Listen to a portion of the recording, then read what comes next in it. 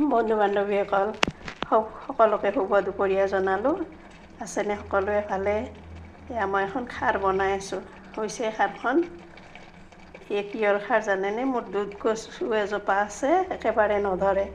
দুধ কচু ঠাৰি এডাল আৰু আলু এনেকৈ খাৰ বনাইছোঁ। জ্বলা দিছোঁ অকণমান, আৰু ইয়াত কি দিছোঁ জানেনে? আদা নহৰু সৰিয়হ আৰু ক'লা তিল অকণমান দিছোঁ লগতে পিচি। বৰ সোৱাদ হয়, আপোনালোকেও খাই চাবচোন। আৰু লগতে এয়া মুচমুচীয়াকৈ আলু ভাজিছোঁ, গোটা নহৰু দি এনেকৈ আলু ভাজি অকণমান বনাইছোঁ। আৰু ইয়াত নেচেৰা ভাজি বনাইছোঁ। আমি এইটো নেচেৰা বুলি কওঁ, কিছুমানে লেচেৰা কয়, দাংবডি কয় আপাৰ আচামৰ ফালে। আমি এইটো নেচেৰা কওঁ। পিঁয়াজৰ লগত ধুনীয়াকৈ নেচেৰা ভাজি বনাইছোঁ।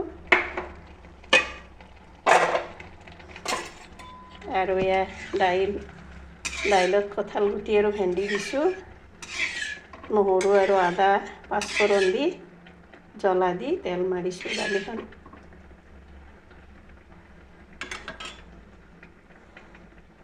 প্ৰেছাৰ কুকাৰত ভাত হৈ গ'ল। আপোনালোকে খালেনে দুপৰীয়াৰ? আমি খোৱাই নাই। এতিয়া ঠাণ্ডা হৈ লওক, 1:30 বাজিছে, অকণমান দেৰিকৈ আমি খাম। ঠিক আছে দিয়ক।